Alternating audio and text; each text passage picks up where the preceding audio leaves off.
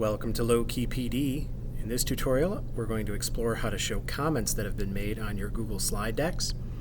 If you're working with other collaborators on a project and you have multiple people editing and adding content to the slide deck, maybe some of them have comment rights but they can't edit anything, or they just make a comment about something that you've done without changing it.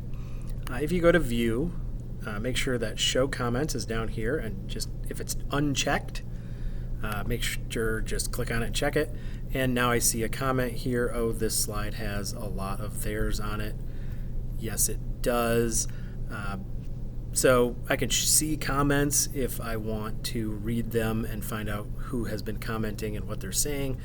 Once I've gone through them, if I click on this, I can either mark it as resolved, and I have some other options: edit it, delete it, get a link to that comment. I'm just going to delete it.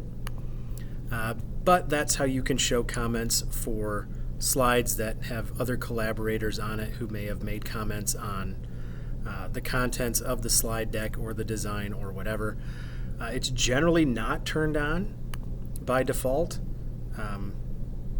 You might have it on, but that's how you turn it on and off. Basically, it's like Filmstrip.